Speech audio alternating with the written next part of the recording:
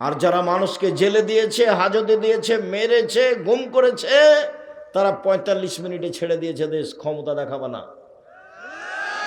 ভারতের দালাল হয়ে দেখে থেকে দেশকে ভালোবাসে এই কথা তুমি বলো না, তুমি মুনাফিক।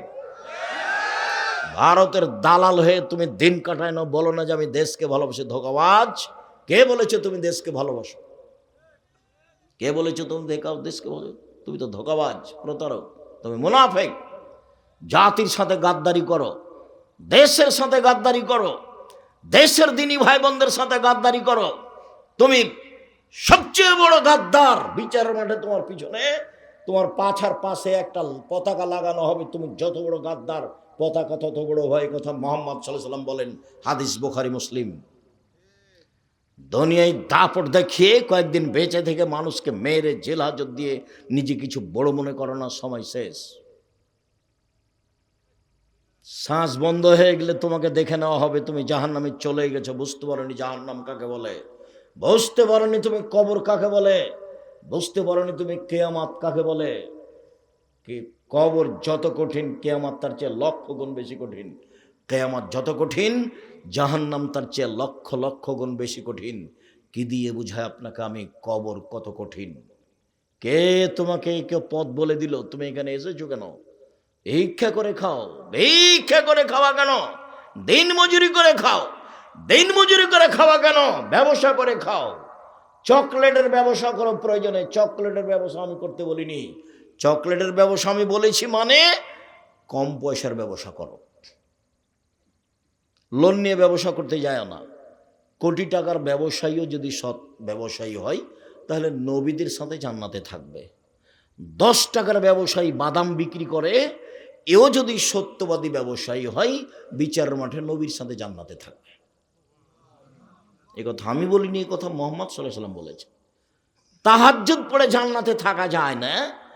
একজন সাহাবী রাসূলের কাছে নিয়ে গেছেন, রাতে আছেন ওখানে, তো অজুর পানি আর মেশক নিয়ে বলছেন, আল্লাহ রাসূল নেন, অজুর পানি মেশক নেন। তো আল্লাহ রাসূল খুশি হয়ে গেছেন, বাহ, খুব তো ভালো, খুব তো ভালো, সালমা শেতা, আমি খুব খুশি হয়েছি, চাও চাও কিছু চাও, চাও কি চাও চাও।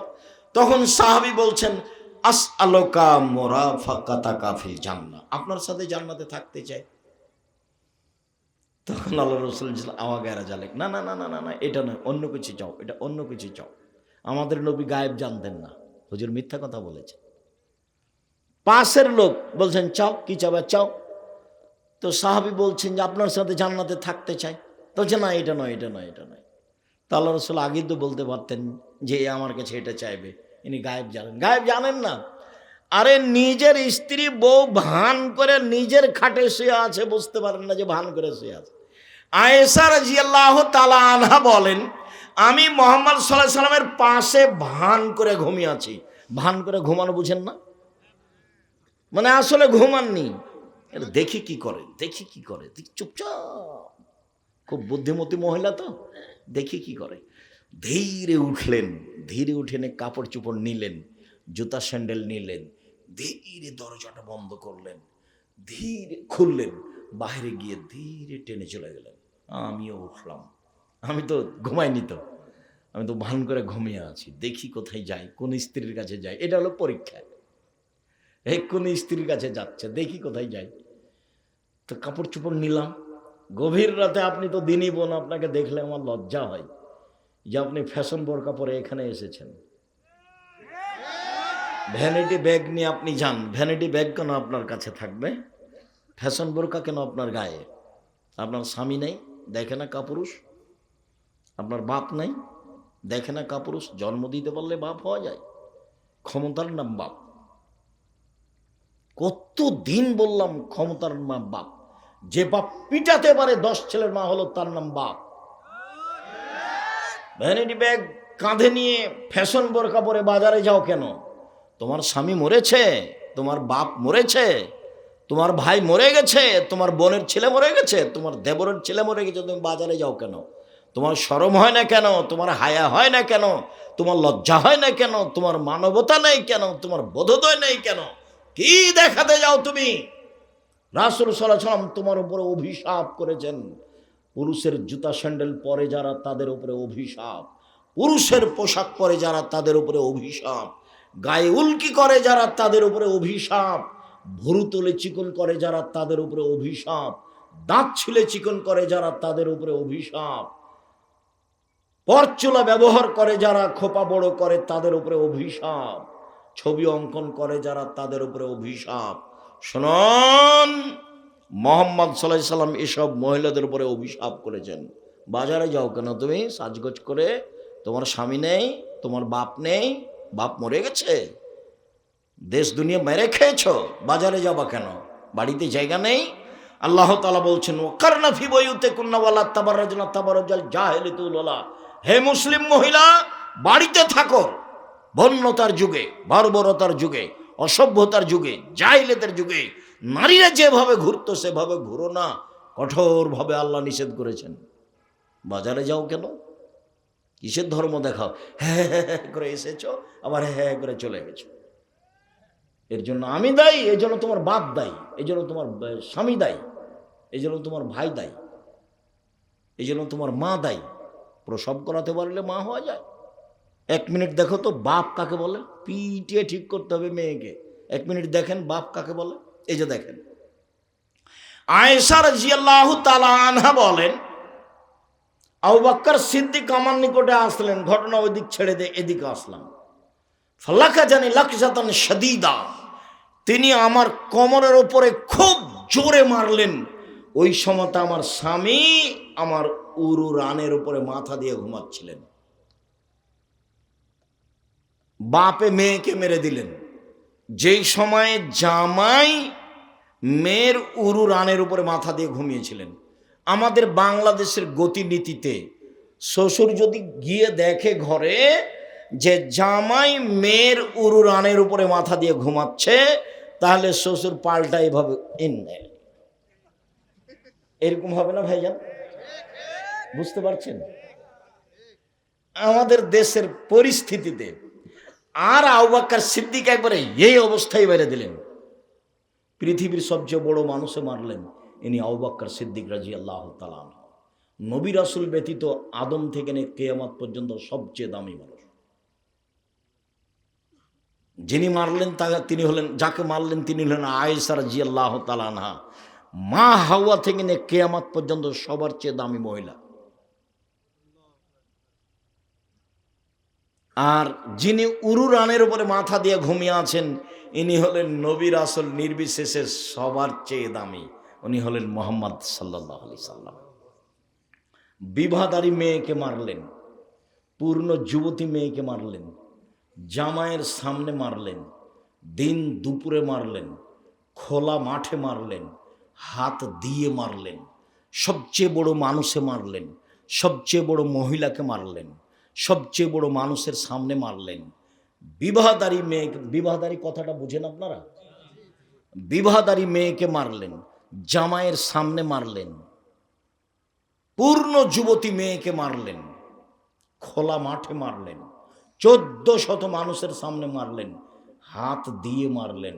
এত বড় বাপে এত বড় বেটিকে এত বড় মানুষের সামনে এইভাবে মেরে দিলেন। ভুল কোথায় গলার হারটা হারিয়ে গেছে খেয়াল করেনি সেই জন্য। আর আপনার মেয়ে ক্লাস 10-এ পড়ে, ঢং ঢং করে ল্যাংটা হেঁটে বেড়াচ্ছে, আপনি তাকে একটা ধমক দিতে পারেন না।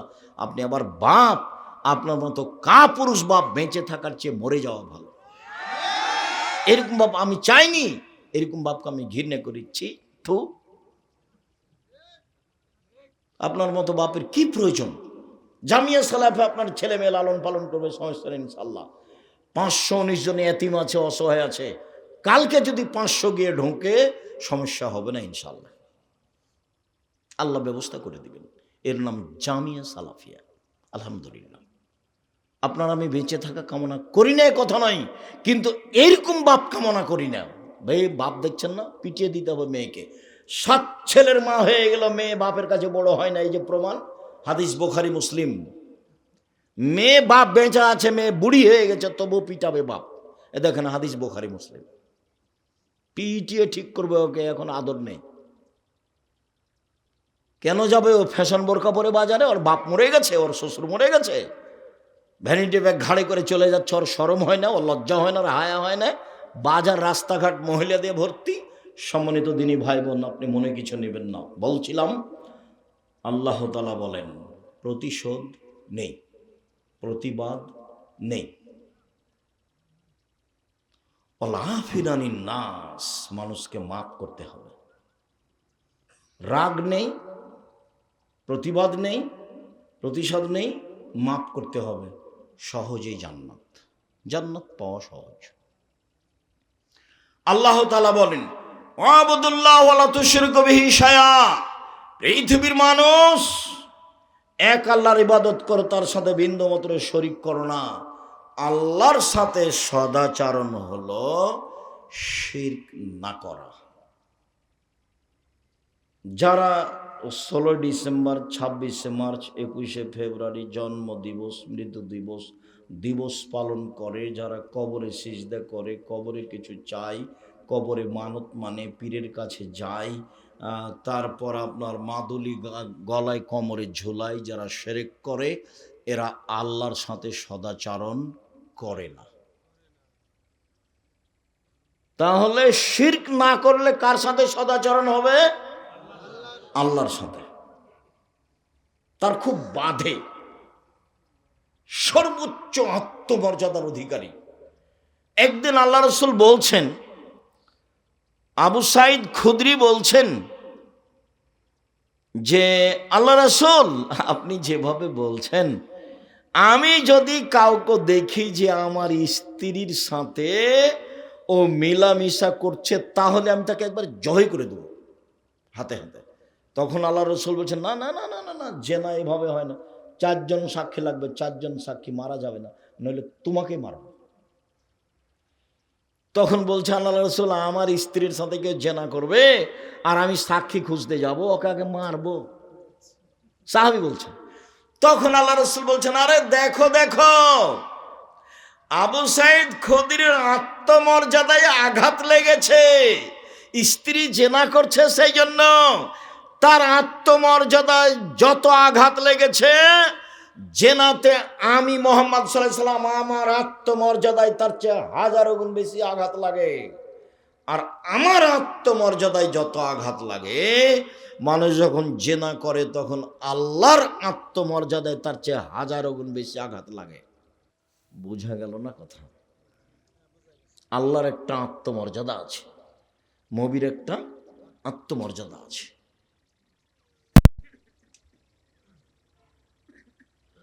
তো আল্লাহর আত্মমর্যাদায় আঘাত লাগে শিরক করলে, যার জন্য তিনি বলছেন হাদিসে কুদসি, আদমের ছেলে মেয়েরা শুনে রেখো, তুমি যেভাবে ডাকো আমি সেভাবে থাকি। মা দাউতানি ওরা যাউতানি, তুমি যেভাবে ডাকো আমি সেভাবে থাকি, তুমি যেভাবে আশা পোষণ করো সেভাবে পূর্ণ করে থাকি, তুমি যেভাবে আশা পোষণ করো সেভাবে পূর্ণ করে থাকি। ক্ষমা চাইলে ক্ষমা করে দিই, পরোয়া করি না তুমি কত বড় পাপী, আমি পরোয়া করি না তুমি কত বড় পাপী। আদমের ছেলে মেয়ে শোনো, তোমার পাপ বেশি হতে হতে যদি আকাশে লেগে যায় পাপ আর পাপ, তুমি যদি আমার কাছে ক্ষমা চাও তাহলে আমি ক্ষমা করে দিই, আমি পরোয়া করি না তুমি কত বড় পাপী। তুমি যেভাবে ডাকো আমি সেভাবে থাকি, তুমি যেভাবে আশা পোষণ করো সেভাবে পূর্ণ করে থাকি। আদমের ছেলে মেয়ে শোনো, বিচারের মাঠে যখন আসবা আকাশ জমিন পরিমাণ পাপ নিয়ে, তখন আমি আল্লাহ এই পরিমাণ ক্ষমা নিয়ে আসবো বিচারের মাঠে। বিচারের মাঠে তোমার যেই পরিমাণ পাপ আমার সেই পরিমাণ ক্ষমা, তোমার যেই পরিমাণ পাপ আমার সেই পরিমাণ ক্ষমা। আদমের ছেলে মেয়ে শোনো, বিচারের মাঠে তোমার পাপ যত আমার ক্ষমা তত, তোমার পাপ যত আমার ক্ষমা তত। যদি শিরক না থাকে, শিরক থাকলে হবে না। আমার আত্মমর্যাদায় আঘাত লাগে শিরক করলে, কাজেই শিরকের পাপ বিচারের মাঠে আমি ক্ষমা করব না। সম্মানিত দিনী ভাই বোন, পৃথিবীর মানুষ আল্লাহর সাথে সদাচরণ করো, শিরক করো না। আরে দিবস মানলে তো মক্কা বিজয়ের দিন মানতাম, আর শহীদ মিনার তৈরি করলে তো হামজার শহীদ মিনার তৈরি করতাম। হামজা রাদিয়াল্লাহু, আল্লাহ রাসূল বলছেন সাইয়্যিদুশ শুহাদা হামজা ইবনে আব্দুল মুত্তালিব, আদম থেকে নিয়ে কিয়ামত পর্যন্ত যত মানুষ শহীদ হয়েছে, যত মানুষ হবে, সবার চেয়ে বড় শহীদ হলেন হামজা রাদিয়াল্লাহু তাআলা। একেবারে গোটা পৃথিবী জুড়ে সবচেয়ে বড় শহীদ কে? হামজা রাদিয়াল্লাহু তাআলা। শহীদ মিনার তৈরি এই ছেলে, ওই ছেলেটা পাশ দিয়ে হাঁটছে কেন? তোমরা যে পাশ দিয়ে হেঁটে চলে যাচ্ছে আপনারা দেখছেন কেন? ওকে বসতে বলেন, কয়েক মিনিট বসতে বলেন। কোনো কাজ আমাকে দয়া করে দেখাবেন না। সম্মানিত দিনী ভাই বোন, অবিল ওয়ালিদাইনি ইহসানা, পিতা মাতার সাথে ভালো আচরণ করো। একদিন মা ছিল, একদিন আপনি ছিলেন মায়ের কোলে, এখন মা হলেন আপনার কোলে। দুইটার পার্থক্য আছে। যেদিন আপনি ছিলেন মায়ের কোলে, সেদিন বারবার পেশাব করছিলেন, তখন মা একটু আদর করে বলছিল, এই অত পেশাব করিস কেন রে আব্বু, এত পেশাব করো কেন, এটা আদর ছিল। কিন্তু মা এখন বিছানে বারবার পেশাব করছে, সম্মান দেখে এত এভাবে বলা যাবে না, আম্মু এভাবে পেশাব করলে তো খুব কঠিন হবে, এই ভাষা চলবে না। কাপড় বদলাবা তুমি, পেশাব করাবা তুমি, গোসল দিয়ে দিবা তুমি, কাঁধে করে মেডিকেল নিয়ে যাবা তুমি, গাও হাত মুছিয়ে দিবা তুমি। একদিন তুমি ছিলে তোমার মায়ের কোলে, এখন তোমার মা তোমার কোলে, সব খিদমত তুমি করবা। তোমার বউ নাও করতে পারে, তোমার বোনেরা শ্বশুর বাড়ি চলে গেছে, কে দেখবে? তুমি দেখবা। আর তোমার মা যা বলে সবই উল্টা, সব তোমার বিরুদ্ধে বলে। দেখি তুমি কেমনে তোমার মাকে মানো। ঘুম থেকে উঠে দেখছো যে আমার মায়ের চেয়ে খারাপ মানুষ দুনিয়াতে কেউ নেই। কেন? যা বলে তোমার মা উল্টা বলে। তোমার বউকে বলে মানে কি, একবার অকথ্য ভাষায় গালি দেয়, এই অমুকের বেটি অমুক বের হ, এইভাবেই বলে তোমার মা। তুমি মুখ খুলতে পাবা না, মুখ খোলাই তোমার নিষেধ। তার নাম হলো বাপ মার সাথে সদাচরণ। মায়ের পায়ের নিচে জান্নাত, এ কথাই ঠিক। স্বামীর পায়ের নিচে জান্নাত, এ কথা ঠিক নয়। মায়ের পায়ের নিচে জান্নাত, এ কথাই ঠিক। মায়ের সম্মানে টিকে থাকা খুব কঠিন। আমার আব্বা একদিন বলছে যে বেটা এই পাঞ্জাবিটা ভারী লাগে। তো আমি তাৎক্ষণিক একটা হালকা কাপড়ের পাঞ্জাবি করতে পারতাম, কোনো সমস্যা ছিল না আলহামদুলিল্লাহ। কিন্তু আমি বলছি যে বাপু পাঞ্জাবি আবার ভারী হয়? তো এই ভাষাটা আমি এখন ঢাকতে পারি না মরা পর্যন্ত। কেননা আমার আব্বা বলতেন আমাকে, সংসারে কোনো কাজ করতে গেলে বলছেন না, আমার মরার পরে করতে হবে। খোঁটা বুঝেন কি না? এখানে গরু বাঁধা আছে, খোঁটাতে গরু বাঁধা আছে। তা আমি যদি এখান থেকে এখানে নিয়ে যেতাম, তখন আমার আব্বা বলতেন না, ওটা আমি করব, তোমাকে যদি কিছু করতে হয় তাহলে মরার পরে করিও। মানে সাংসারিক কোনো কাজ আমার আব্বা আমাকে করতে দেবে না। আমি যদি সাংসারিক কাজ করি তাহলে কখন করব? আমার আব্বার মরার পরে। একবারে খোলা এভাবে বলতেন। তা আমি আমার বাপের একটা কথা রাখতে পারি না, সেটা হলো আমার আব্বা বলছেন বেটা পাঞ্জাবিটা ভারী লাগে। তা আমি উল্টা কি বলেছি, আমি বাবু পাঞ্জাবি ভারী হয়, এই কথাটা আমি ঢাকতে পারি না। আচ্ছা ঠিক আছে আব্বু, তাহলে এটা পাল্টে দিচ্ছে, দেখি, এটা তো বললে সহজ হতো। আমি তো ওটা বলে খেয়াল বেখিয়াল থেকে এলাম। আমি তো এখন আর এই কথা ঢাকতে পারি না, খুব ভারী লাগে আমাকে। পিতামাতার সাথে সদর, অবিল ওয়ালিদাইনি ইহসানা, অবিদিল কুরবা, নিকট আত্মীয় হলো ভাই, ভাই ভাই ঠাই ঠাই। ভাই মানে পৃথক হবে, ভাই মানে জমি জায়গা ভাগ হবে, ভাই মানে মামলা হতে পারে, ভাই মানে মারামারি হতে পারে। এখানে টিকে থাকা খুব কঠিন। আরেকজন অপর বাড়ি থেকে বউ এসেছে, এর আবার যা, দুইজন যা, দুইজনের সাথে মিল নেই, একজন আরেকজনের কম বয়স সহ্য করতে পারে না। বাহির থেকে দুইজন মহিলা এসেছে, এ বাড়ির দুই বউ, তোমরা দুইজন ভাই, টিকে থাকা খুব কঠিন। অবিজিল কুরবা, আমার নিজের চোখে দেখা দুই ভাই মারামারি করে ঢেকি কেটে ভাগ করে নিয়েছে। আর খুব ঝগড়া, তখন আমরা দাঁড়িয়ে আছি, এই গ্রামের ছেলে দৌড়িয়ে গেছি ঝগড়া দেখতে। বলছে যে থাম, আমি তো চলে যাব এখান থেকে, আমার ভাগটা এমন লোকের কাছে দিয়ে যাব যে তোকে গুতাতে পারে, এইভাবে বলছে। পৃথিবীতে তৃতীয় সদাচরণের জায়গা ভাই। এক নম্বর সদাচরণ আল্লাহ, আল্লাহর সাথে সদাচরণ কি বলেন তো দেখি? শিরক না করা। দ্বিতীয় সদাচরণ হলো বাপ মা, মানে জান্নাতে চলেই গেছেন, তার মানে জাহান্নামও চলে গেছেন। পৃথিবীর দ্বিতীয় মহাপাপ, আল্লাহ রাসূল বলছেন পৃথিবীর দ্বিতীয় মহাপাপ বাপ মায়ের অবাধ্য চলা। তার মানে নিশ্চিত বাপ মায়ের সাথে সদাচরণ টিকে থাকা খুব কঠিন। নাহলে এত কথা কেন আল্লাহর নবী বলবেন? এত কথা বলবেন কেন? পৃথিবীর দ্বিতীয় মহাপাপ হলো পিতামাতার অবাধ্য চলা। তার মানে টিকে থাকা খুব কঠিন। মনে হবে যে বোঝা, বাপ মা বোঝা, কি যে বলে কি যে করে, আসলেও খারাপ লাগে, খাইলেও খারাপ লাগে, কথা বললেও খারাপ লাগে, সহ্যই হয় না। তার নাম বাপ মা, তার নাম বৃদ্ধ মানুষ, তারপর ভাই। অবিধিল কুরবল ইয়াতামা, এতিমের সাথে সদাচরণ। পৃথিবীর মানুষ শোনো, কেউ যদি এতিমের লালন পালন করে, আমি মুহাম্মদ সাল্লাল্লাহু আলাইহি সাল্লাম সেই মালিক, এতিমের লালন পালনকারী, আর আমি মুহাম্মদ জান্নাতে একসাথে থাকবো, তবে একটু ফাঁকা, একসাথে জান্নাতে থাকবো। 519 জন এতিম অসহায় আছে জামিয়া সালাফে ডাঙ্গি পাড়ায়। এতিমের টাকা দিয়ে পাঠান না কেন? কিভাবে চলে? একদিন দেখতে যান না কেন সাদ করে? সেদিন সম্মেলনে যাননি কেন? সম্মেলনে যান না কেন? দেখতে যান না কেন? ভর্তির তারিখ হলো 1 জানুয়ারি। দেশ বিদেশের শিক্ষক দিয়ে ভরা, দেশের শিক্ষক বিদেশের শিক্ষক, সব দামি দামি শিক্ষক, বড় বড় বিদ্বান। এত টাকা খরচ আপনার ছেলে মেয়ের জন্য, আমার জন্য, আপনার ছেলে মেয়ের জন্য। জীবন বাজি রেখে আপনার ছেলে মেয়েকে মানুষ করতে চাই।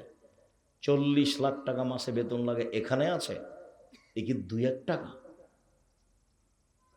শুধু আপনার ছেলে মেয়ের জন্য। কেন যান না? কেন খোঁজ নেন না? জবাব আপনি দিন। আমি চেষ্টা চালাচ্ছি মানুষ হিসেবে যতটুকু পারি। সম্মানিত দিনী ভাই বোন, বলছিলাম অল মাসাকিন, মিসকিন, ভিক্ষা চাই যে ফকির সে, ভিক্ষা চায় না সংসারও চলে না, তার নাম মিসকিন। নিজে থেকে যখন কাউকে খাওয়ার দিবেন তখন তাকে পরহেজগার হতে হবে। আর যখন কেউ খেতে চাইবে তখন তাকে টাকা দিবেন, খাবার দিবেন। ও চোর না ডাকাত না মদ খায় না জমিদার না হাতিতে চড়ে আছে বিবেচনার দরকার নেই, চেয়েছে দিয়ে দেন। 10 টাকা 5 টাকা, বাড়ি থেকে বের হবেন না খালি টাকায়। 100 টাকা খুচরা করে যদি নিয়ে বের হন তাহলে অন্তত 10 টাকা করলে 10 জন ফকির লাগবে, আর 5 টাকা করলে কতজন ফকির লাগবে? 20 জন। খালি হাতে বের হন কেন? 30 বছর থেকে বলছি বাড়ি থেকে খালি হাতে বের হবেন না। তোমার মা আছে, মাকে বলে দেবো আম্মা কিছু খুচরা টাকা দেন তো আম্মা। 500 টাকার নোট থাকে পকেটে, ভিক্ষুক যখন ভিক্ষা চাই তখন আমি খালি বলি মাফ করো, খালি বলি মাফ করো, খালি বলি মাফ করো। 500 টাকা দিতেও পারি না। আপনি আপনার স্ত্রীকে বলে রাখবেন বউ খানকে একটু কাজে লাগান, খালি ভালো করে রান্না করতে পারে তাই খুব খুশি। ও যে ফোহড় একটু বুঝে না কিছু, স্বামীর সংসার বুঝে না, সেটা তোমার হুঁশ নাই। সবচেয়ে ভালো মহিলাকে যে অভিমান করে না, যে অভিযোগ করে না, যে প্রতিবাদ করে না, স্বামীর সংসার সুন্দর হবে 3টা কাজে। 1, অভিমান নেই। অভিমান কি? তুমি একদিন স্বপ্নপুরী নিয়ে গেলে না, এর নাম হলো অভিমান। তুমি গত কুরবানিতে একটা কাপড় দিতে চেয়েছিলে, সেটা দিলা না, এর নাম অভিমান। অভিমান করলে পূর্ণ না হলে শয়তান খালি পাগল বানাবে, সারা রাত তাকে পাগল বানায়। তোর কথা মানে না, তোর অভিমান মানে না, তোর কথা মানে না, তোর অভিমান মানে না, তুই থাকিস না, ভাত খাস না, চলে যা, তুই চলে যা। এগুলো কে বলে বলেন তো দেখি? শয়তান। একবারে তাকে একবারে পাগল বানাবে। তখন সকালে বলবো আমি তোমার সাথে থাকবো না, তোর থাকবি না তো যা, বলে তুমি এখনই তালাক দিয়ে দাও। তো দিয়ে তালাক দিয়ে যা, তোকে তালাক দিলাম, তুমি তালাক এক্ষুনি দাও, তোকে 100 তালাক দিলাম, যা। আর যেমন তালাক দেওয়া হয়ে গেছে, শয়তান নেই। ইন্না লিল্লাহি ওয়া ইন্না ইলাইহি রাজিউন। এখন ছেলে মেয়ে যে 3টে, এখন কিন্তু আর শয়তান নেই।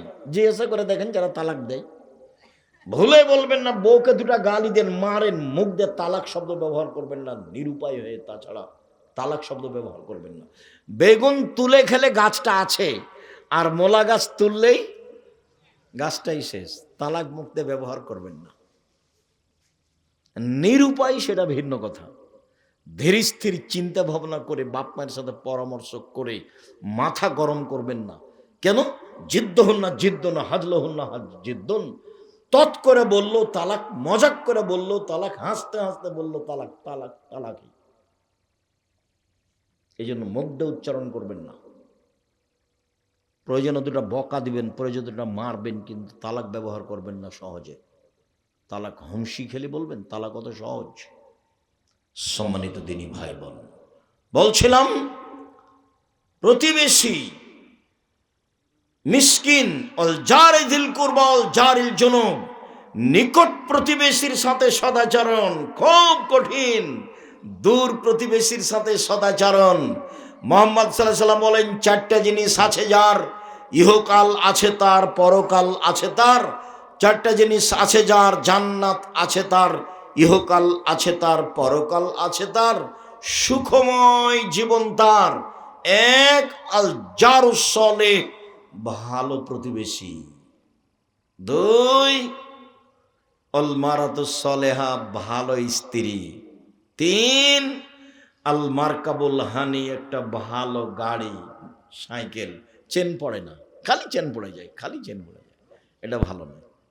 4 অল বাইতুল ওয়াসে, প্রশস্ত ঘর। অন্তত মেহমান থাকা ঘরটা বড় করবেন। 4 জন 5 জন 10 জন যেন মেহমান বসতে পারে। চেয়ারম্যান মেম্বাররা বেশ বড় করে মানুষ বসার জায়গা করে, ওইরকম আপনারা করবেন। মেহমানকে খাওয়াতে হবে। আজকে বলে দিবেন মাকে, আম্মা চিন্তা করবেন না, ভাগ্নে আমার খাবে, ভাগ্নি আমার খাবে, বোনেরা আমার খাবে, দুলা ভাই আমার খাবে, আমার বাপের যত আত্মীয় স্বজন আছে সব আমার বাড়িতে খাবে, আমার মায়ের আপনার যত আত্মীয় স্বজন আছে সব আমার কাছে খাবে। এখন যত লোক আমার বাড়িতে খাবে সবার রুজি আল্লাহ আমার হাত দিয়ে দিবেন, অতএব আমার বাড়িতে বরকত বেশি হয়ে যাবে। তোমার মা বৃদ্ধা হয়ে গেছে, তবুও ভিন্ন করে খাই কেন জানো? তোমার স্ত্রী তোমার মায়ের নাতি দেখলেই মন খারাপ, তোমার মায়ের ছেলের ঘরের মেয়ে দেখলেই মন খারাপ, আত্মীয় স্বজন দেখলেই মন খারাপ। তো তোমার বউ যদি খালি সারাদিনই মন খারাপ করে, তাহলে তোমার মা কেমনে তোমার সাথে থাকবে? তখন নিরুপায় বলছে, থাকো বৌমা, তোমরা অল্প করে রান্না করে খায়া থাকো, আমি আমার নাতি আসলে, আত্মীয় স্বজন আসলে আমাকে এই বৃদ্ধ অবস্থায় রান্নায় করাই লাগবে। কথা বুঝতে পারেননি? কেন তোমার মা রান্না করতে যাবে? মাকে ভাগ করেছো কেন? তোমার বউ কখন খাবার দেয় না দেয়, ভাগ কিসের? তোমার মা তোমার কাছে খাবে, খালি দিন রাত বলবো আম্মা আপনি আমার কাছে খান। কোথায় যাচ্ছেন? আপনি আমার কাছে খান। ভাগনা ভাগ্নি আমার কাছে খাবে, বোনেরা আমার কাছে খাবে, আমার বাপ মায়ের যত আত্মীয় স্বজন আছে সব আমার কাছে খাবে। রুজি কে দিবে? আল্লাহ দিবে। আপনি খালি বলে দেখেন, বরকত এমনিতেই হবে, হবে, কেউ বরকত ঠেকাতে পারবে না। দূর প্রতিবেশী, নিকট প্রতিবেশী, এরপরে সাহেবিল জামবে, চলার সাথী। রাস্তাঘাটে চলার সময় মুখ খারাপ করতে হবে না। দেখেন না, গাড়িতে উঠলেই কন্ট্রাক্টর আর ওই প্যাসেঞ্জারের সাথে কত হুড়াহুড়ি, 2 টাকা নিয়ে। আর ভ্যানের তো আপনি দেখেছেন, আপনার রিক্সাটা আর একজনের রিক্সার সাথে লেগে গেছে, এই যে গালি দিল, বগুড়ার গাইবান্ধার ভাষায়, নাটোরের ভাষায় যে দিল, তারপর একটা একটু পরে আরেকজনের সাথে লেগে গেছে, তখন ও আবার একে দিল। এই আচরণ ত্যাগ করতে হবে, সদাচরণ। আল্লাহ বলছেন, শুনুন, রাসূল সাল্লাল্লাহু আলাইহি ওয়াসাল্লাম বলছেন, আউয়াল খাসমানি ইয়াউমাল কিয়ামাল জারান, বিচার মাঠে প্রথম বিচার হবে 2 প্রতিবেশীর। আব্দুল রাজ্জাক সাহেব, থামেন থামেন থামেন, আপনার বক্তব্য অবগত হয়েছি, প্রথমে বিচার হবে সলাতের, নামাজের। আজকে যে বলছেন দুই প্রতিবেশীর, জি, সলাত হলো কার হক? আল্লাহর। আল্লাহর হকে প্রথম বিচার হবে কিসের? সলাতের।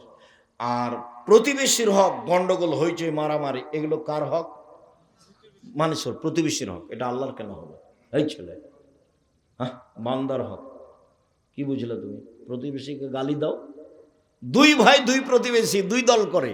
এই এক ভাই ওর স্ত্রীর সাথে গল্প করছে, থাম, সকালে কেমন করে তুই বের হইস, তো রাস্তা বন্ধ করে দেবো। তখন কাঁটা দেখে দিয়েছে, ওর বাপ ভাগ করে দিয়েছে, ওদিক ওর ছোট ভাইয়ের, এদিকের।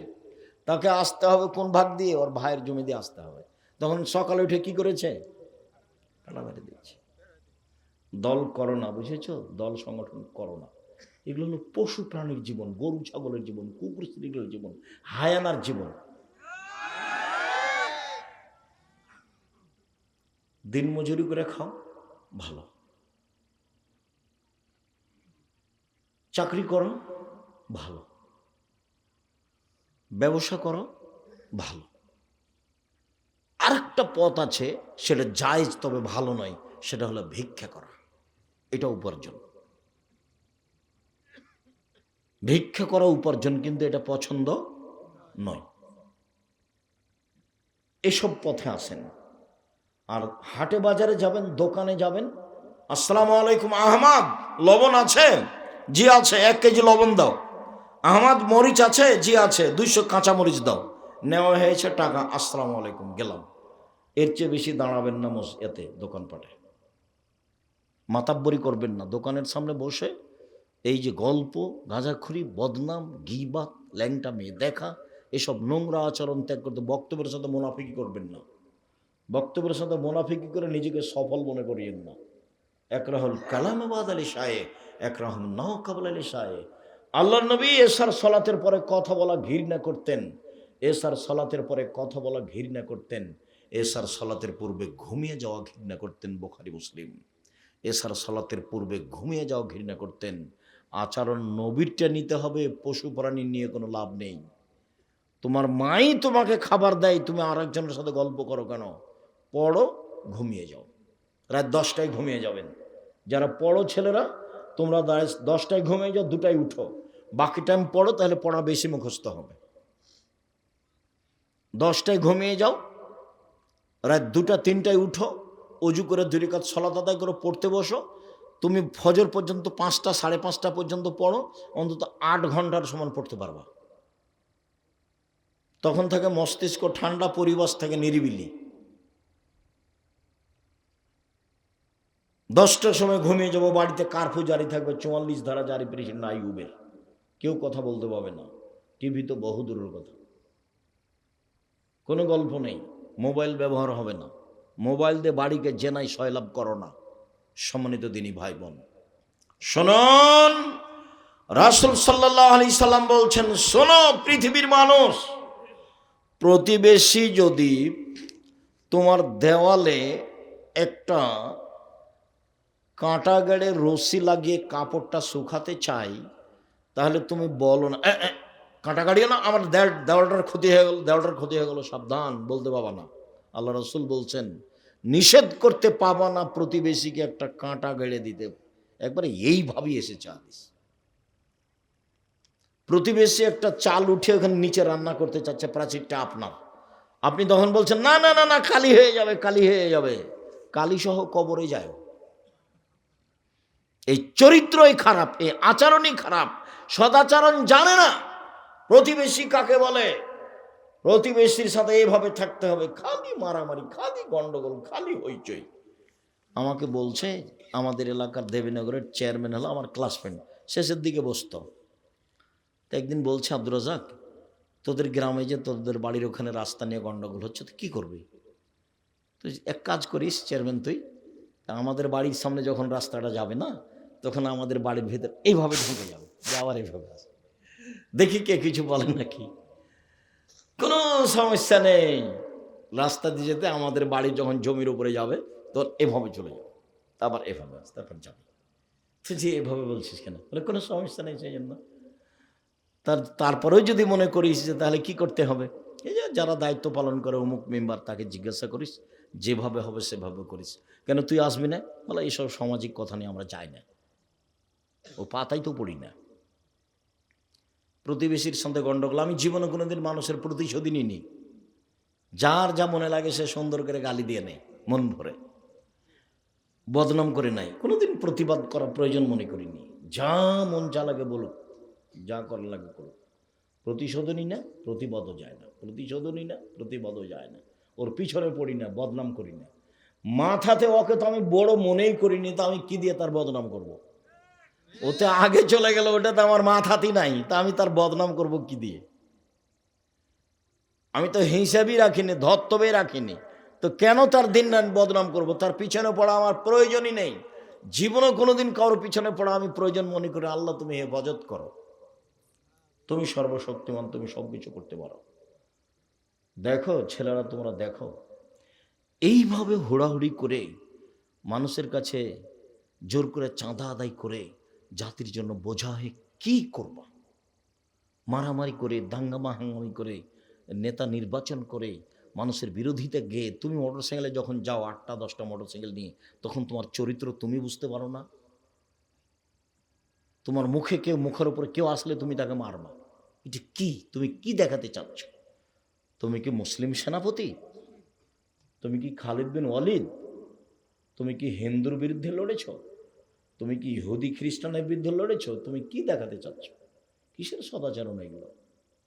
সম্মানিত দিনী ভাই বোন, রাসূল সাল্লাল্লাহু আলাইহি সাল্লাম বলছেন, সে ব্যক্তি মোমেন নয় যার প্রতিবেশী খেয়ে আছে কি না খেয়ে আছে খোঁজ নেয় না।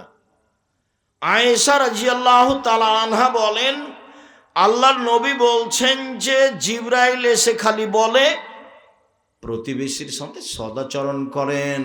জিবরাইল এসে খালি বলে সদাচরণ করেন প্রতিবেশীর সাথে। জিবরাইল এসে আমাকে বলে প্রতিবেশীর সাথে সদাচরণ করেন। তখন আমার মনে হলো যে কবে মনে হয় জিবরাইল এসে বলবেন প্রতিবেশীকে জমি ভাগ করে দাও। এইভাবে বুখারী মুসলিমের হাদিস এসেছে। কেমনে প্রতিবেশীর সাথে টিকবেন? মাওলানা সাহেব আরো চলতে পারে না। আমাদের জিজ্ঞাসা করে দেখেন, আমাদের বছর বছর কথা হয় না, বছর বছর কথা হয় না। কি যে করি আমি বুঝতে পারি না। আমি খালি বলছি আপনারা আসেন না জামিয়া সালাফি, আমাকে ডাকেন, এখনই ডাকেন, এখনই চলে যাব। আর আমাকে কোনো লোক দিয়ে ডাকা লাগবে না। মুচি মেথর এসে বলবে আব্দুল রাজ্জাক সাহেব আপনাকে ডাকছে, ঠিক আছে চলে। নিজের ব্যক্তিত্ব দিয়ে 1 মিনিট বাঁচতে আমি রাজি নই, যেমন মাস্ক পরে বাঁচতে আমি রাজি নই। নিজের ব্যক্তিত্ব দিয়ে 1 মিনিট বাঁচতে রাজি নই। ব্যক্তিত্ব বলে আমার কোনো জিনিসই নেই। ভ্যানও যা, গাড়ি তো তা, পায়ে হেঁটো তাই,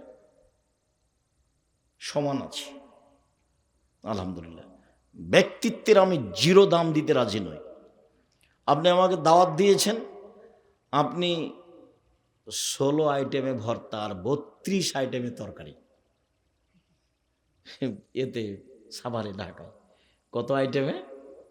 16 আইটেমে ভর্তা আর 32 আইটেমের তরকারি। আচ্ছা ও করেছে না, আপনি কালকে নিয়ে যান বেগুন ভাত, বেগুন ভর্তা, আর কিচ্ছু নাই, বা লবণ মরিচ, পরীক্ষা করে দেখেন, আমার কাছে কোনো ভারী নাই এটা। আর কাল কি আচরণ করেছেন আমি আজ ওটা মনে রাখিনি। কতদিন এসে ক্ষমা চাচ্ছে, সেদিন টাকা পয়সা দেওয়া হয়নি তো কষ্ট পেয়েছেন মনে হয়। বলেছি কবে যে টাকা পয়সা দেননি তা তো আমার মনে নাই, কখন যে টাকা পয়সা দিলেন না। এ তো সেদিন কোথা থেকে আসলাম, 1 টাকা দেয়নি, কোথায় জানি এখন এই বছর। এখনো মনে হয় পরীক্ষা করে। একবার তো পরীক্ষা অনেক দিন আগে করেছিল রংপুরে, তো এখনো করে নাকি, হয়তো বা করে, যে দেখি কি বলে। তখন তো পয়সাপাতি হাতে তেমন ছিল না, যদি যে এখনো কোনো পয়সাপাতি ওভাবে আমরা ইনকাম করি না, বাস জামিয়া সালাফি আল্লাহ দেউলিয়া। সম্মানিত দিনী ভাই বোন, বলছিলাম রাসূল সাল্লাল্লাহু আলাইহি সাল্লামকে একজন এসে বলছে, আল্লাহর নবী আমি কিভাবে বুঝবো যে আমি ভালো মানুষ? কাইফা আলামানি আহসানতু আসাতু, আমি কিভাবে বুঝবো যে আমি ভালো মানুষ? তখন আল্লাহ রসুল বলছেন, এই যা সামিতা মিন জিরানিকা ইয়াকুলুনা হাসানা ফাকাদ হাসানতা, আরে শোনো, প্রতিবেশী যখন তোমাকে বলবে ভালো তখন তুমি ভালো, ওই যা সামিতা মিনহুম আসাতা ফাকাদ আসাতা, আর যখন প্রতিবেশী থেকে তুমি শুনবে খারাপ তখন তুমি খারাপ। নেন এবার, আমি ভালো, এটা কার উপরে নির্ভর করছে? প্রতিবেশী। এই ভাষা কিন্তু আমার নয়, এগুলো মোহাম্মদ সাল্লাল্লাহু আলাইহি ওয়াসাল্লাম বলেছেন। সে জিজ্ঞাসা করছে, আল্লাহ রাসূল আমি যে ভালো মানুষ এটা আমি কি দিয়ে বুঝবো? বলে কি দিয়ে বুঝবা? প্রতিবেশী যেদিন তোমাকে বলবে ভালো সেদিন তুমি ভালো, প্রতিবেশী যেদিন তোমাকে বলবে খারাপ সেদিন তুমি খারাপ। একজন সাহাবী বলছেন, আল্লাহ রাসূল ইন্না ফুলানাতা তুযকারু মিন কাসরাতি সলাতি ওয়া সিয়ামি ওয়া সাদাকাতি গায়রুল্লাহ তুজিরানাহা, অমুক মহিলা বেশি বেশি দান করে, বেশি বেশি সলাত আদায় করে, বেশি বেশি সিয়াম পালন করে, তবে মুখ দিয়ে মানুষকে কষ্ট দেয়। আল্লাহ রাসূল বলছেন হে ফিন্নার, ও জাহান্নামে যাবে। মুখ দিয়ে যে কষ্ট দেয় সে জাহান্নামে যাবে। তাহাজ্জুদ পড়লেও যাবে, হজ করলেও যাবে, উমরা করলেও যাবে, 5 ওয়াক্ত সালাত আদায় করলেও যাবে, সিয়াম পালন করলেও যাবে। মুখ খারাপ যার সে জান্নাতে যাবে না। এই যে সহিহ হাদিস। মুখ বন্ধ রাখবেন। রাসূলকে জিজ্ঞাসা করা হলো বাঁচার পথ কি? তখন আল্লাহ রাসূল বললেন বাঁচার পথ 3টা। 1, মুখ বন্ধ রেখো। 2, জরুরি প্রয়োজন ছাড়া বাড়ির বাইরে যাবা না। 3, পাপের জন্য কাঁদো, বাস জান্নাতে চলে যাবা। একদা আল্লাহ রাসূল বলছেন কাইফা বিকুম বিজামানিন, যুগের কি হবে তোমাদের কি হবে, যুগের কি হবে তোমাদের কি হবে। যেদিন সমাজে সবাই আগাছা হবে, কোনো মানুষই থাকবে না, পশু প্রাণীর মতো হবে সবাই, সেদিন তোমাদের কি হবে, যুগের কি হবে। বলেন কি করতে হবে তাহলে? তখন আল্লাহ রাসূল বলছেন হ্যাঁ, 1, মুখ বন্ধ রেখো, 2, বাড়িতে থেকো, 3, ভালোটা গ্রহণ করিও, মন্দটা ছেড়ে দিও। তখন সাহাবী বলছেন আচ্ছা ঠিক আছে, বাড়িতে থাকলাম, কিন্তু হইচয়ের সমাতে দলাদলির সমাতে ও যদি আমাকে বাড়িতে এসে মারে তাহলে কি করব? কথা কি বুঝতে পেরেছেন? আবার বলবো, আবার বলি, এই ছেলে কাছাকাছি চলে এসেছি, খেয়াল করো তো, বুঝতে পারো কিনা। আল্লাহ রাসূল বলছেন তোমাদের কি হবে, যুগের কি হবে, তোমাদের কি হবে, যুগের কি হবে। সবাই যখন আগাছা হবে, সমাজে কেউ ভালো মানুষ থাকবে না, খালি মারামারি করবে, হইচই করবে, সেদিন তোমাদের কি হবে, যুগের কি হবে। তখন সাহাবীগণ বলছেন বলেন তাহলে কি করব আমরা, আপনি বলেন। তখন উত্তরে আল্লাহ রাসূল বলছেন মুখ বন্ধ রেখো, 2, বাড়িতে থেকো, মুখ খুলব না, বাড়িতে থাকবা, বাইরে যাবা না। তখন সাহাবীগণ বলছেন ঠিক আছে, মুখ বন্ধ রাখলাম, বাড়িতে থাকলাম, তো হইচয়ের সময় কেউ যদি বাড়িতে ঢুকে মারে আমাকে তাহলে কি করব? বুঝা গেল না কথা? এবার উত্তর কি দিয়েছেন দেখি। এখন আল্লাহ রাসূল বলছেন ওই সময় আদমের 2 ছেলের ভালোটার মতো হবা। আদমের 2 ছেলের ভালোটার মতো, হাবিল আর কাবিল। কাবিল বলছে এ হাবিল তোকে মারবো রে। তখন হাবিল বলছে তুমি আমাকে মারো মারো, আমি তোমাকে মারবো না। আল্লাহ রাসূল যদি আমাকে বাড়িতে এসে মারে আমি কি করব? তখন আল্লাহ রাসূল উত্তরে বলছেন আদমের 2 ছেলের মতো হবা। কি? কাবিল বলছে হাবিল তোকে মারবো। তখন হাবিল বলছে তুমি মারো মারো আমাকে, আমি তোমাকে মারবো না। এই যে কথা বোঝা যায় না। আল্লাহ রাসূল বলছেন যে মানুষ কিভাবে বেশি বেশি জাহান্নামে যাবে। সঙ্গী সাথী বলতে পারো মানুষকে পিছন দিক থেকে ধাক্কা মারে জাহান্নামে নিক্ষেপ করে কি? সঙ্গী সাথী বলতে পারো মানুষকে পিছন দিক থেকে ধাক্কা মারে জাহান্নামে নিক্ষেপ করে কি? এই কথা বলতে বলতে জিহ্বা মানুষকে পিছন দিক থেকে ধাক্কা মারে জাহান্নামে নিক্ষেপ করে। পৃথিবীর মানুষ 2টা জিনিসের জিম্মেদারি নাও, আমি তোমাকে জান্নাতে নিয়ে যাওয়ার জন্য জিম্মেদারি নিলাম। কিভাবে জান্নাতে নিয়ে যেতে হবে সেটা আমার ব্যাপার।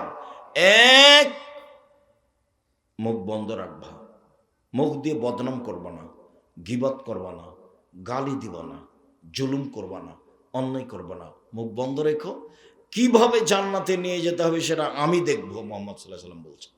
2, জেনায় লিপ্ত হবা না, বাকিটুকু আমি দেখে নেব, জেনায় লিপ্ত হবা না। তো যুবক, তুমি তখন বুঝছো যে জেনা তো এখন বন্যার মতো, তো আমাদের তো ঘটেই গেছে, তুমি আজ থেকে বন্ধ করো। আজ থেকে তুমি মোবাইলে সে মেয়ের সাথে আর কথা বলিও না। শক্ত হও, শক্ত। শয়তান তোমাকে বোকা বানিয়েছে, শক্ত হও। আমি বিচার মাঠে দেখে নেব কিভাবে জান্নাতে যেতে হয়, নিয়ে যেতে হয়। আল্লাহ রাসূল বললেন, শোনো, মহিলাদের জন্য জান্নাতের সব দরজা খোলা 4টা কারণে। 1, 5 ওয়াক্ত সালাত। 2, রমজান মাসের রোজা। 3, স্বামীকে মেনে চলতে হবে, তিতা লাগলেও মিঠা লাগলেও। আব্দুর রহিম, থামেন, আপনি যখন আমাদের ব্যাপারে কথা বলেন তখন আমাদেরকে একবার ধুইয়ে দেন। হ্যাঁ, সেইটা হতে পারে, আপনি তো জানেন না আমার স্বামীর কথা, ওর মুখখানি এত খারাপ যে ওর মুখের দিকে আমি তাকাতে পারি না। এটা হতে পারে। আপনার মুখ খারাপ কেন? আপনার মুখ কেন খারাপ? আপনি পুরুষ মানুষ, মুখখানি এত খারাপ কেন? মুখে অত অশ্লীল কথা বলেন কেন? আল্লাহ রসুল বলছেন, বউকে যে মানের খাও সে মানের খাওয়াবা। 1, 2, যে মানের পরো সে মানের পরাবা। 3, কটু কথা বলবো না। কটু কথা বলা নিষেধ। গালি দাও কেন? গালি দাও কেন? শ্বশুর বাড়ি যাওয়া বন্ধ করেছো কেন? বোকা ছেলে, শ্বশুর বাড়ি যাওয়া বন্ধ করেছো কেন? ঢং দেখাচ্ছ? তোমাকে শ্বশুর কি দিতে চেয়েছিল, দেয়নি, সে কথা তুমি রাগ করে বসে আছো। তোমার স্বভাব কেন অত খারাপ? তুমি লুঙ্গি কিনা দাও তোমার শ্বশুরকে, কাজ করে খাও। যৌতুক নিয়েছো কেন? সন্ধ্যা হতে হতে টাকা ফেরত দিবা। ভিক্ষা করে খাওয়া, শ্বশুরের কাছে যৌতুক নিবা না। 4, বউকে মারতে পাবা না। 5, নিজের বাড়ি ছাড়া বউকে কোথাও যেতে দিবা না। নানির বাড়ি, খালার বাড়ি, দাদির বাড়ি, বাপের বাড়ি, মায়ের বাড়ি যাওয়া বন্ধ। জরুরি প্রয়োজনে গেলে সাথে যাবা। বিবাহের বাড়ি যাওয়া টোটালেই নিষেধ। হাট বাজারের তো কোনো প্রশ্নই আসে না। আমাদের বাসা থেকে কোনোদিন জীবনে হাট বাজারে যায় না, আমরা মরে গেছি।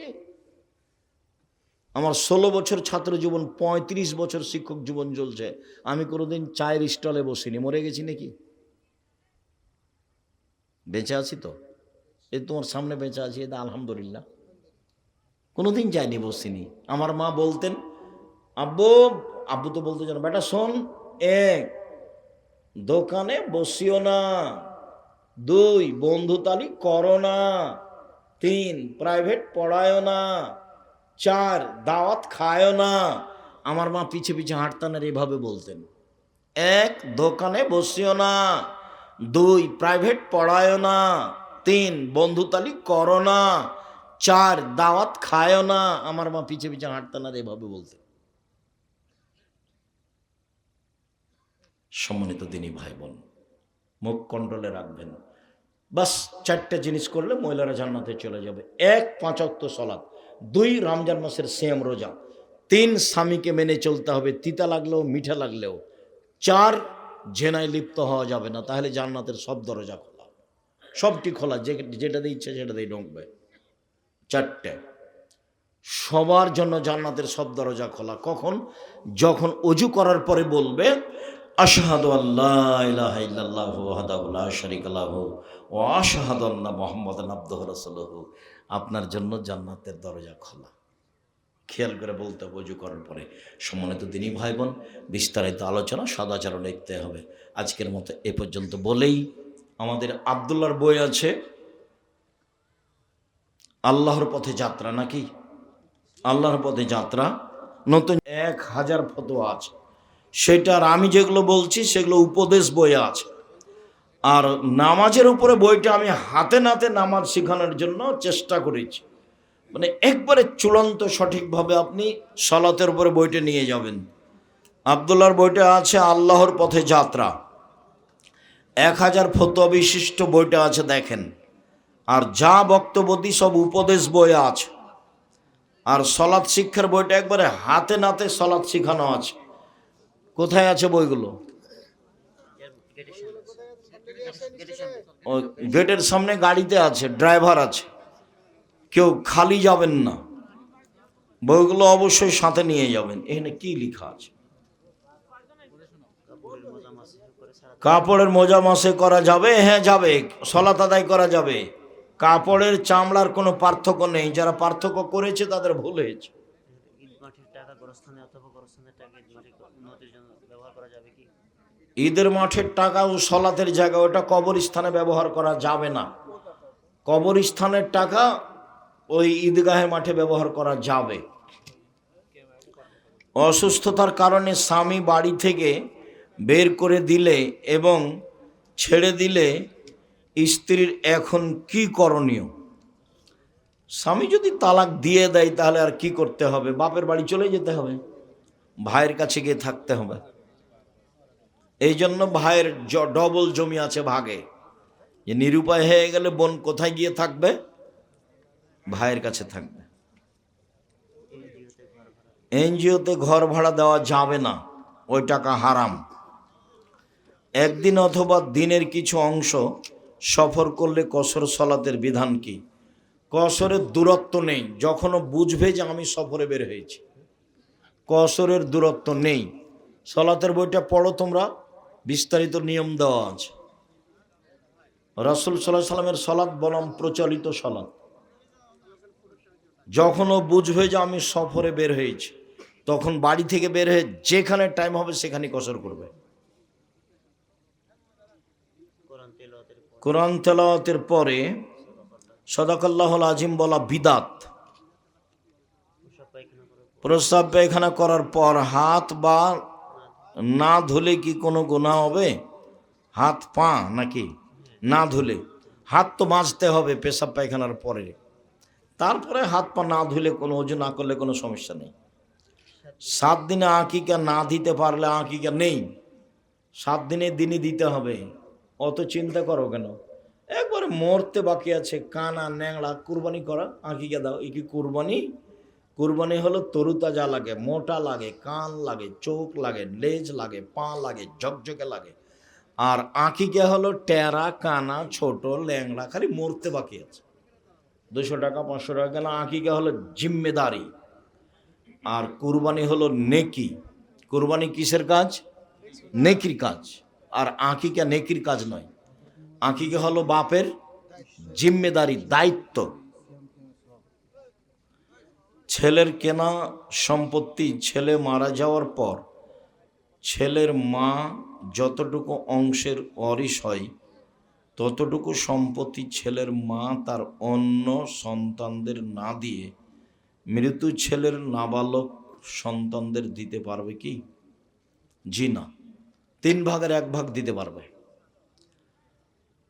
ছেলের যেটুকু জমি ভাগে পেয়েছে এইটুকু যদি কাউকে দিতে চাই, যারা অংশ পাবে না তো সম্পূর্ণ দিতে পাবে না। কতখানি দিবে? 3/1। বুঝতে না পারলে পরে জিজ্ঞাসা করে নি। নামাজের আগে 2 রাকাত সুন্নাত যে নামাজ পড়তে হয় সেটা যদি পড়ি তাহলে কি 5 ওয়াক্ত নামাজেই পড়তে হবে? না, যেসব সলাতের সুন্নাত আছে আগে সেসব সলাতে তাহিয়াতুল ওযুও নাই, তাহিয়াতুল মসজিদও নাই। আর সুন্নাত আছে যেসব সলাতের পড়তে পারলে ভালো পড়েন, না পড়তে পারলে কোনো সমস্যা নেই। সন্তান যদি মাকে টাকা দেয় এবং সেই টাকা মা দান করে দিলে কার সওয়াব হবে? মা বেটা দুজনেরই হবে। জাকাতের নগদ অর্থ, স্বর্ণালঙ্কার, ব্যবসার অর্থ সবগুলো একত্র করে নেশাব ধরবো নাকি? জি না, ভিন্ন ভিন্ন। স্বর্ণ ভিন্ন, রূপা ভিন্ন, টাকা ভিন্ন। স্বর্ণের 7.5 ভরি স্বর্ণ সমপরিমাণ টাকা হলে জাকাত দিতে হবে। ব্যবসায়ী সম্পদ 52.5 তোলা রূপা সমপরিমাণ বা 7.5 ভরি স্বর্ণ পরিমাণ হলে জাকাত দিতে হবে। ওটা ভিন্ন, এটা ভিন্ন। গতকাল রাতে রাজশাহী বাঘা থানা একজন হাদিস আলেম মাজার পূজার বিরুদ্ধে কথা বলায় ওই এলাকার মাজার পূজারীরা লাঠি, ইট, পাথর, জুতা দিয়ে সেই বক্তার উপর হামলা করে এবং বক্তা রক্তাক্ত হয়, এ ব্যাপারে আপনার বক্তব্য কি? আজকে তো কেউ মাজারের কথা বলছে, তার জন্য এই আক্রমণ। এমন একদিন আসবে, কেউ যদি না পারে ঈসা আলাইহিস সালাম কোনো কবর রাখবেন না, সব একবারে ভেঙে একবারে একাকার করে দিবেন। সেদিন কি হবে? সেদিন শাহজালালের কবর থাকবে না। সেদিন কি হবে? সেদিন তোমার বাবা ঠেকাবে? কবর তো আল্লাহ নবী ভাঙতে বলেছেন, কবর পূজা করো কেন? কবর আল্লাহ রসুল বলেছেন ওকে ভেঙে সমান করে দাও, মাটি বরাবর করে দাও, আল্লাহ রসুলের আদেশ। তুমি কিসের ভালোবাসা দেখাও? যারা অন্যায় করেছে অন্যায়ের ফল তাকে ভোগ করতেই হবে। হোমসি খেলে একজন আলেমকে মারবো অত সহজ ব্যাপার নাকি? হিসাব আছে কিছু? ওই তো যারা কবর পূজা করে তাদের এটা, যেটা ওই যে ফেন্সিগঞ্জ চট্টগ্রামে না সিলেটে ঘটেছিল সেটাই। তুমি কবর পূজা করো, তুমি মনে রেখো যেদিন ঈসা আলাইহিস সালাম আসবেন সেদিন তোমার এই বাপের কবর ভাঙবেই। পৃথিবীর কোনো কবর থাকবে না, সব ভেঙে একাকার করে দিবে। সেদিন কবর ভেঙে একাকার করে দিবে, সেদিন তোমার বাবাকে দিয়ে ঠেকায় ও কবর।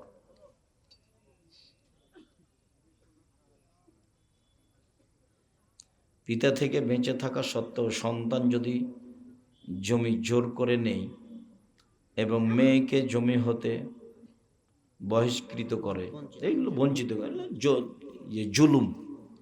তোমার বাপ বেঁচে আছে, তুমি জমি নিবা কিসের? ঢং দেখেছে, তুমি নির্বাচন করো, অবশ্যই তুমি কোনো দল করো, তোমার দলীয় দাপট আছে, এই জন্য তোমার চরিত্র এরকম, তোমার স্বভাব এরকম। তোমার স্বভাব খারাপ, তোমার স্বভাবই ভালো নয়। তোমার বাপ জমি দেয়নি, তুমি কাজ করে খাও গা, অন্য জায়গাতে ব্যবসা করো গা।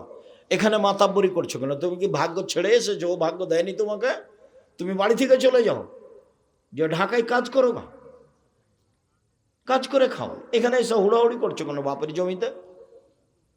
আমার বাপ মারা গেছে, আমরা মাটি দিয়ে জমি ভাগ করেছি, তারপরে রাতে খেয়েছি, যেন আমাকে পৃথিবীতে কেউ বলতে না পারে। আমি তো জমি চিনি, আমার ছোট ভাই জমি চিনেই না। প্রায় 17 বছর চলছে, আমরা জমি দেখিও না, খোঁজও নি না। আমার বোনের স্বামীরা খায়, আমার মা পছন্দ করতেন না, জিজ্ঞাসা করি না যে জমিতে কি আছে। তা আমরা চলছি না, বেঁচে নেই। বাপ বেঁচে আছে, বোনকে জমি দেব না, মারামারি করো কেন? স্বভাব কেন এত খারাপ? কোরবানির চাঁদ উঠলে কি নখ কাটার জায়েজ? না, নখ কাটা হবে না। ফজরের নামাজ মসজিদে পড়ে বাড়িতে এসে ইশরাক পড়লে সিয়াম কিয়ামের সব পাওয়া যাবে না। ইশরাক বাড়িতে হবে না, যেখানে ফজর পড়েছে সেখানেই হবে। আর না হলে তাহলে বাড়িতে চলে আসলে কি পড়তে হবে? চাস্ত 7:30, 8টা, 8:30 এরকম সময়। হাদিসের নামে জালিয়াতি, ডক্টর আবদুল্লাহ জাহাঙ্গীর, বইটি ভালো, পড়েন, অনেক ভালো কথা আছে। লা ইলাহা ইল্লাল্লাহ মুহাম্মদ রাসূলুল্লাহ সহিহ হাদিস দ্বারা, লা ইলাহা ইল্লাল্লাহ মুহাম্মদ রাসূলুল্লাহর বর্ণনাটা জয়ীফ হাদিস, কিন্তু একে বলা হয় মানান সহিহ। এই অর্থে আরো বহু হাদিস আছে, যার কারণে লা ইলাহা ইল্লাল্লাহ মুহাম্মদ রাসূলুল্লাহ বলাতে কোনো সমস্যা নেই। আর নয়, আমার বয়স 22 বছর, বিবাহ করতে পারি না আর্থিক সমস্যার কারণে, করণীয় কি? বিবাহ করো, টাকা বেশি হয়ে যাবে, আল্লাহ রাসূল বলেছেন। কাজ করে খাও, কাজ করার সব আল্লাহ রুজির ব্যবস্থা করে দিবে। এগুলো তোমার বোকামি কথা। শুকরিয়া, জাযাকুমুল্লাহ। আল্লাহ আমাদের যারা মারা গেছে তুমি তাদের কবরের শাস্তি মাফ করো, আমরা যারা বেঁচে আছি তুমি তাদেরকে তোমার রাসূলের পদ্ধতি অনুযায়ী চলার তৌফিক দান করো। আজকের আলোচনা অনুযায়ী আমাদের সদাচরণের তৌফিক দান করো। সকল দিনই ভাই বোনের কল্যাণ কামনা করে আজকের মতো কথা এখানে শেষ করলাম। সুবহানাকাল্লাহুম্মা ওয়া বিহামদিকা আশহাদু আল্লা ইলাহা ইল্লা আনতা আস্তাগফিরুকা ওয়া আতুবু ইলাইক। আসসালামু আলাইকুম ওয়া রাহমাতুল্লাহ।